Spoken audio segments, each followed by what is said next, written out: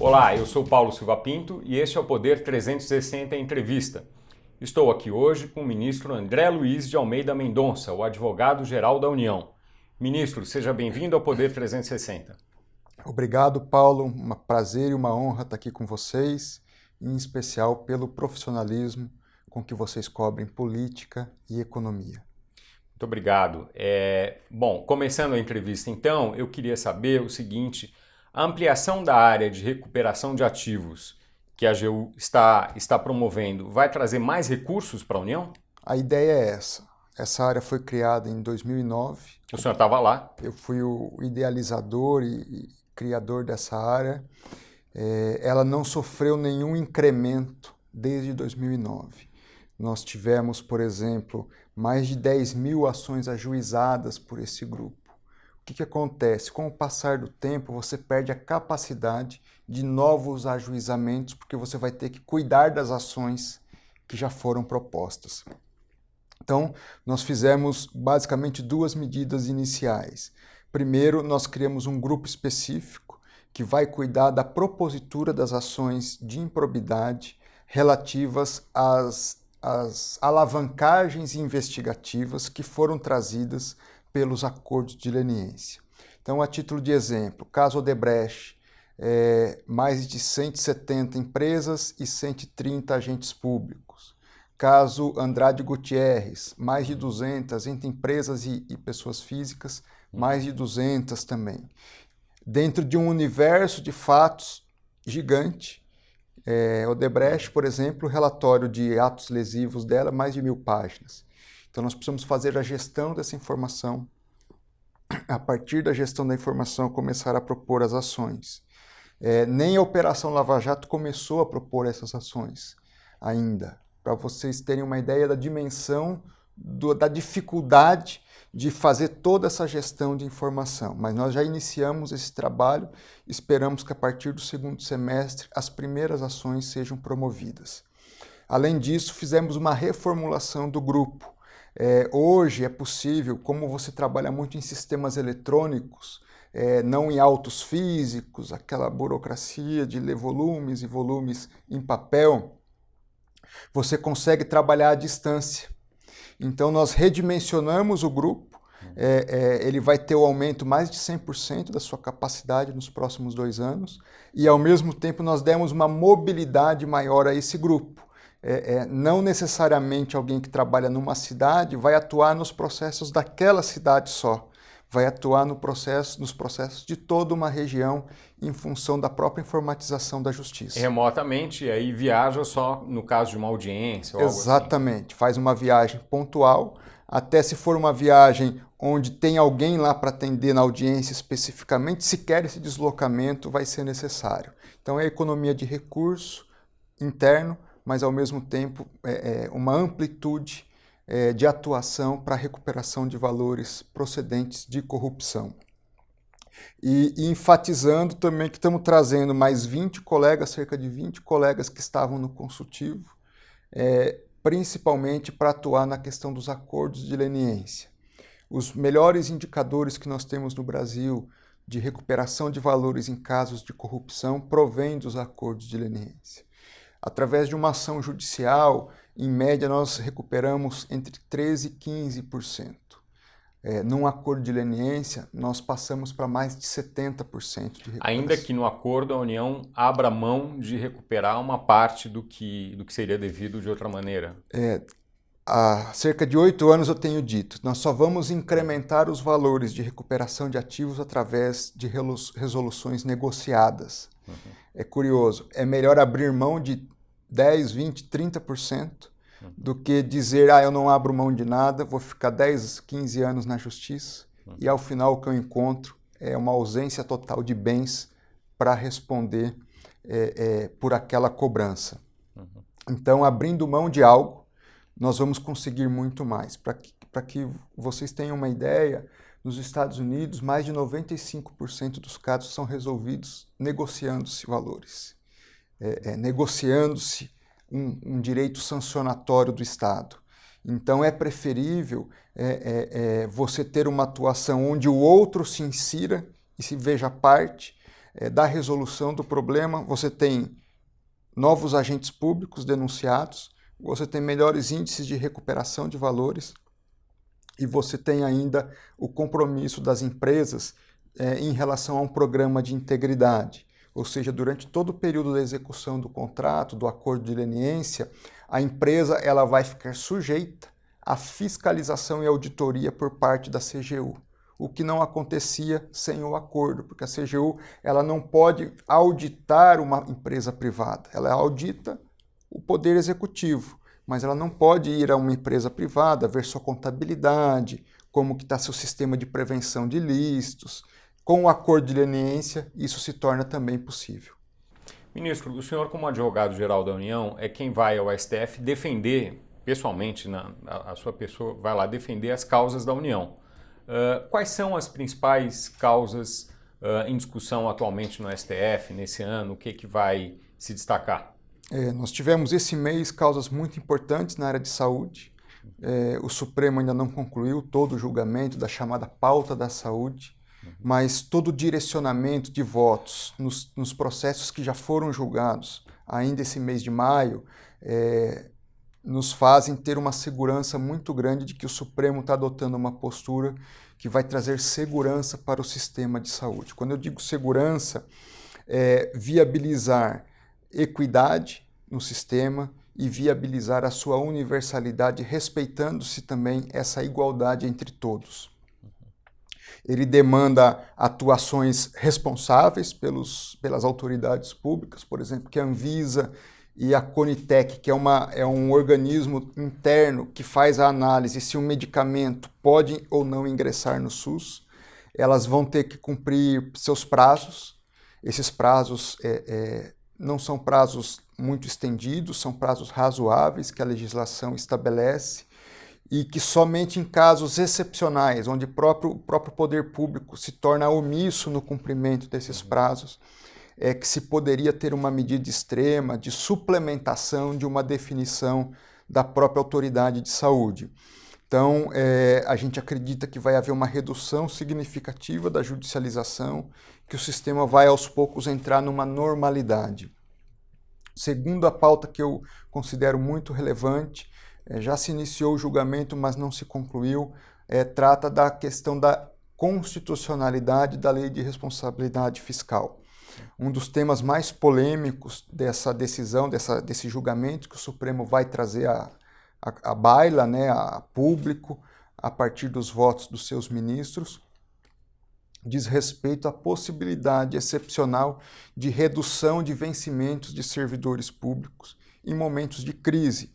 Nós temos um precedente importante em Portugal, que na crise lá de 2008, 2009, adotou essa necessidade de redução de vencimentos de servidores públicos e a constitucionalidade dessa atuação foi confirmada pela Suprema Corte de Portugal. Então a nossa expectativa é que o mesmo ocorra no Brasil. Podendo reduzir o salário dos funcionários em caso de necessidade. Em caso de necessidade. Nós temos, por exemplo, no estado do Rio de Janeiro, nós tivemos situações em que os servidores simplesmente não recebiam salários. Então, num momento como aquele, onde a principal causa do desequilíbrio fiscal do Estado era a folha de pagamento, talvez fosse interessante para o próprio servidor público ter uma redução momentânea, ainda que com redução de carga de trabalho, de carga horária de trabalho, mas para que ele tivesse aquela redução momentânea, para que o Estado se reequilibrasse no menor tempo e ele voltasse logo depois a ter o seu equilíbrio de salário reestabelecido com o passar do tempo. Isso deve ser resolvido em quanto tempo, o senhor acha? A gente acredita que esse ano mesmo, talvez ainda no primeiro semestre, nós tenhamos essa resolução por parte do Supremo. É uma questão, sem dúvida, polêmica, mas que nós acreditamos que fará muito bem ao Brasil. A Lei de Responsabilidade Fiscal já está aí com cerca de 20 anos de vida e alguns dos pontos ainda não estão no seu vigor pleno. E nós precisamos que isso seja estabelecido a partir da decisão do Supremo Tribunal Federal. Os salários do funcionalismo têm um grande peso nas despesas públicas e por isso que esse tema é tão relevante. Um ponto que se destaca nessa discussão diz justamente respeito aos advogados da União, porque eles recebem, além do salário, um honorário de sucumbência, né? Quer dizer, a partir das causas que eles ganham. O senhor acha que é justificável isso perante a sociedade e ao restante do funcionalismo, eles receberem essa remuneração a mais? Essa pergunta é bastante interessante, Paulo. Eu acredito que é um pouco de incompreensão com o Instituto. Durante muito tempo nós ouvimos gestores públicos e até mesmo a imprensa demandando que o servidor recebesse por resultado. Uma política você recebe se você produz, né? E fazer isso em várias carreiras é muito difícil. Na carreira jurídica, por conta dos honorários, é mais simples. Se fez lá atrás uma opção de não se dar aumento para os membros da AGU e que eles teriam agora que produzir resultado para receber algum aumento, entre aspas, de vencimento. E os honorários fizeram isso. Para que você tenha uma ideia, em 2 anos de recuperação de valores só em causas de natureza fiscal, se incrementou mais de 10 bilhões de reais. É um lucro de um Banco do Brasil. Só pelo estímulo de produzir resultados. E os honorários acabam saindo mais barato para o poder público. Por quê? Ele não leva para aposentadoria, ele não paga, o poder público não tem que pagar previdência em relação a esses valores, e ele ainda retém o imposto de renda, o que é natural. O abate-teto incide sobre os honorários? Hoje o abate-teto não incide, certamente essa será uma discussão que vai correr no Supremo. Por que não incide? Porque legalmente os honorários é uma verba privada, não é o poder público que paga. Então ele tem também essa outra vantagem em relação ao poder público. Então ele é uma verba privada que quem paga é aquele que entrou na justiça contra o Estado e vai suportar o ônus chamado ônus de sucumbência. Mas, de qualquer forma, o que acontece hoje? O vencimento inicial de um advogado da União, ele é, mesmo com os honorários, inferior ao vencimento inicial de um membro do Ministério Público. O vencimento final de um advogado da União, esse ainda assim é inferior ao vencimento inicial de um membro do Ministério Público. Seria uma compensação, portanto, a isso? Sem dúvida que sim. Agora se precisa, logicamente, definir qual a melhor política. Se é pagar simplesmente em forma de subsídio ou se é pagar em forma de honorários. Para o Estado é mais vantajoso pagar em forma de honorários, porque ele reduz o impacto na Previdência e ele reduz o impacto também de não ter um estímulo de produtividade para esse nicho de servidores públicos. O que nós temos observado internamente é que os membros hoje, eles buscam de forma muito mais tenaz um resultado no processo, porque ele sabe que se ele não fizer isso, ele vai ter um impacto financeiro no seu bolso. Então hoje o que se recebe de honorários é um valor em torno de R$7 mil bruto, não é um valor exorbitante. Todos os membros? Todos, é uniforme. Esse é o teto, na verdade, porque você não entra na instituição recebendo também honorários. Você tem que levar 2 anos para começar a receber os honorários. O primeiro ano você não recebe nada e só a partir do 3º ano, salvo engano, é que você começa a receber na sua integralidade. E depois que você sai, você também começa a perder. Você sai e se aposenta com 100% e vai perdendo ao longo de 10 anos, você já também não recebe mais nada. Então, para fins de previdência social, isso é importante. Talvez no futuro, todo mundo vai estar cobrando que o membro da AGU só receba honorários e não receba subsídio, porque é muito mais interessante para o Estado isso do que pagar via subsídio. Agora, é um tema sem dúvida sensível e que está aí para discussão na sociedade. A única coisa que a gente gosta de pontuar é que nós não podemos tratar essa temática, de um lado, sob um viés corporativista e de outro também sob um viés de não compreensão do que se está tratando de apenas um viés de repúdio a esse tipo de verba, porque tem sido melhor para o Estado pagar dessa forma do que pagar de outra forma. Perfeito. O decreto de armas sofreu, a gente sabe, uma modificação por conta de pontos que eram considerados inconstitucionais por técnicos do Congresso.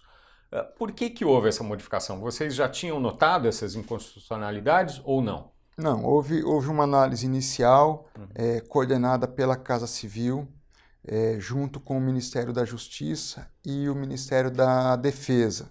Então, a AGU, através das suas consultorias jurídicas, nessas duas pastas, também em articulação com a SAGE, da Casa Civil, fez a edição do decreto inicialmente. A partir daquela edição, começou a haver alguns questionamentos de instituições legítimas, né, pontuando que haveria algumas inconstitucionalidades. Num primeiro momento, o próprio presidente Bolsonaro disse, se há algum ponto de inconstitucionalidade, nós precisamos, de fato, rever. E demandou que nós revíssemos esses pontos que estavam sendo questionados, se haveria necessidade de alguma mudança. E através novamente agora de um trabalho conjunto, onde a AGU teve bastante presente, nós fizemos uma revisão sobre o aspecto de legalidade e constitucionalidade do texto, e isso foi apresentado ao presidente da República, e o presidente da República de imediato acolheu todas as sugestões de toda a área jurídica, a AGU, SAGE, as consultorias dos ministérios, para que fosse feita uma revisão, porque a intenção é garantir o direito ao cidadão, não é extrapolar num direito, num exercício de um poder, além da medida que deve ser adotada. Então, foi feito com bastante tranquilidade isso, o presidente da República, muito sereno, ele foi o primeiro porta-voz dessa possibilidade de revisão, e isso foi feito num prazo exíguo, que era justamente para trazer segurança jurídica para toda essa construção, e isso agora a gente tem plenas condições de fazer a defesa da legitimidade do decreto editado pelo presidente da República. Essa nova versão também é objeto de crítica quanto à constitucionalidade por parte de técnicos do Congresso. Como é que o senhor vê essas novas críticas à nova versão? Unanimidade nós não vamos encontrar. Ele é um tema polêmico por sua própria natureza, né? A questão da possibilidade da posse e porte de arma de fogo. Então, certamente vai haver discordâncias, houve outras discordâncias. As que eu vi até o momento, elas têm um cunho mais ideológico do que jurídico, né? É mais de ser contra ou a favor da posse e do porte, o que é legítimo, né? Não há unanimidade num assunto dessa natureza. Mas, sob o aspecto jurídico, nós temos total tranquilidade para defender a constitucionalidade do decreto que foi editado. Quer dizer, o senhor acha que se esse tema for ao STF, eventualmente, a União vai vencer e vai manter o decreto do jeito que ele é? É o que nós acreditamos. Veja, havia questionamento inicial porque qualquer pessoa acima de 18 anos poderia comprar uma arma. Isso foi equacionado, nós colocamos para 25 anos, que uma criança de 10, 11 anos poderia ir num estande de tiro com seu pai e treinar, fazer um treinamento específico ali, acompanhado, monitorado. Nós alteramos também essa data, se passou para 14 anos no mínimo. Antes era autorização de um dos pais, agora depende da autorização do pai e da mãe, né? Foram estabelecidos requisitos bastante rigorosos. Você tem que ter domicílio certo, renda, logicamente, para comprar arma de fogo, você vai ter que ter bons antecedentes, idoneidade moral, vai ter que ter toda uma folha de antecedentes criminais muito, muito serena, muito limpa, para poder comprar arma de fogo. Você vai ter que ter treinamento certificado, você vai ter que ter uma avaliação psicológica que te habilite a poder adquirir aquele bem. Então, há uma série de condicionantes. Não é, decidi comprar uma arma, vou ali na loja, compro uma arma. Nós precisamos ter essas condicionantes e essas condicionantes estão estabelecidas. E é preciso lembrar que em 2005, 2/3 da população brasileira foram às urnas pelo direito de ter arma de fogo. E o presidente Bolsonaro, ele foi eleito com base numa bandeira muito clara e transparente de que ele defendia essa possibilidade como um direito do cidadão. Então, embora a gente respeite as visões em contrário sobre esse direito de ter uma arma de fogo, nós precisamos entender que o princípio democrático ele está muito bem estabelecido e constitucionalmente legítimo para a edição desse decreto da forma como ele foi posto para a sociedade.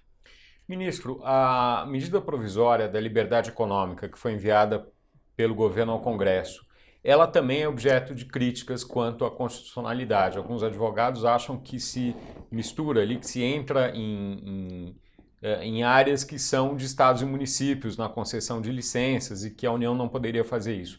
O senhor analisou essa medida antes de ir? O senhor tem uma opinião sobre essas críticas? A primeira análise feita foi pela Procuradoria-Geral da Fazenda Nacional, que é parte da AGU? Que é o órgão da AGU responsável por esse assessoramento do Ministério da Economia, a fim de que os atos a serem submetidos ao presidente da República tenham este norte de constitucionalidade.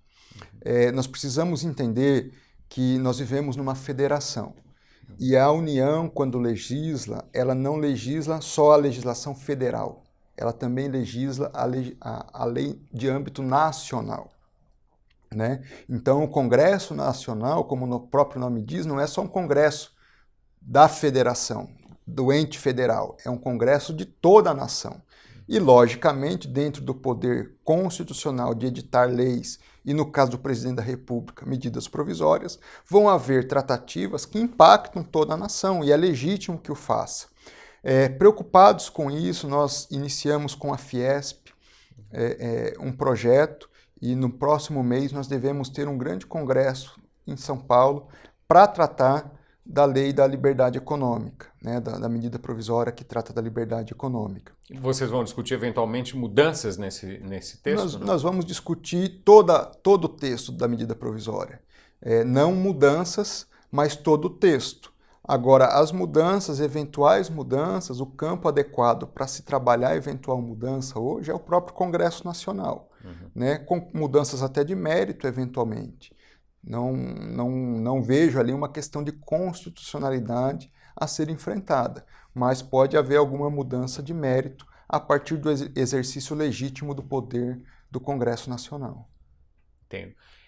O senhor pode falar um pouco das súmulas vinculantes? Quer dizer, isso é uma novidade, né? Decisões do Executivo podem servir para balizar todas as outras decisões jurídicas do Executivo, é isso? Na verdade, ela está prevista, os pareceres vinculantes estão previstos na Lei Complementar da AGU de 93. O que nós sentíamos é que durante um período ele foi muito utilizado, ainda no período do governo Fernando Henrique Cardoso, havia uma edição maior de pareceres vinculantes e desde então se perdeu essa capacidade de avançar em resoluções técnicas de forma a uniformizar o entendimento da administração. Por que isso aconteceu? Por que se perdeu isso? Não sei, eu não posso dizer. Eu sei que eu sentia muita falta disso, porque nós víamos, no curso todo da minha vida institucional na AGU, nós percebíamos que havia conflitos entre ministérios, conflitos entre órgãos, se levava a questão à AGU para uma resolução e se teve pouca pacificação dessa doutrina jurídica no âmbito da administração pública. Assim que eu fui entrevistado pelo presidente da República, eu disse a ele que via nos pareceres vinculantes uma medida que traria uma pacificação interna para a administração pública e que ele poderia adotar como medida de saneamento de disputas entre órgãos que eventualmente existissem. Nós entramos na AGU e havia um passivo grande de pareceres com essa envergadura, passíveis de serem aprovados, e nós adotamos uma postura de enfrentar esse desafio de questões que estavam não resolvidas, políticas públicas paradas, obras que não se encaminhavam, porque não havia uma definição jurídica por parte da AGU e, logicamente, eventualmente, por parte até da última alçada do Poder Executivo, que é o Presidente da República, e nós passamos a adotar essa medida administrativa interna de estimularmos a Advocacia Geral da União a ser instrumento de pacificação jurídica no âmbito da administração pública, a fim, inclusive, de se prevenir litígios, porque quando isso não há uma pacificação, você estimula até mesmo os particulares a buscarem uma solução no judiciário. Então, com os pareceres vinculantes, a gente tende a pacificar isso internamente e a dar uma transparência maior para a sociedade de qual o encaminhamento jurídico de determinados assuntos. A grande finalidade é dar segurança jurídica para toda a sociedade. E é isso que a gente vai procurar fazer, está tentando e vai continuar fazendo através dos pareceres vinculantes. Ministro, os administradores públicos, funcionários concursados, têm muito receio de tomar decisões atualmente, com medo de perder todo o seu patrimônio, não por corrupção, mas por alguma coisa que seja interpretada como um erro. Há injustiças? Sem dúvida que há. Nós precisamos diferenciar aquilo que é a corrupção, aquilo que é o ato lesivo, aquilo que é a má-fé, daquilo que são escolhas que às vezes são postas em situações complexas para os gestores, para os administradores públicos, e eles têm que tomar uma decisão. Nós temos que garantir, e a AGU tem um papel importante nisso, porque ela faz o subsídio jurídico para que o gestor tome a decisão da forma mais segura possível, respeitando as leis, a Constituição, os princípios do direito. Então a AGU presta esse serviço ao submeter seus pareceres às autoridades, e essas autoridades, no momento da decisão, não tomarão só decisões simples. Não é tudo preto ou branco. Há situações cinzentas e você tem que tomar uma decisão naquele momento. Então nós precisamos preservar a iniciativa, o bom gestor, que ele não tenha receio de tomar as decisões. A Fundação Getúlio Vargas fez um estudo recente, ela fala num apagão das canetas. Porque hoje todos os órgãos de controle têm prerrogativas. E o gestor público só tem seu CPF. E ele fala, um mundo de prerrogativas contra o meu CPF. E mesmo com parecer favorável, muitas vezes ele é processado. Ele ainda assim é questionado e processado.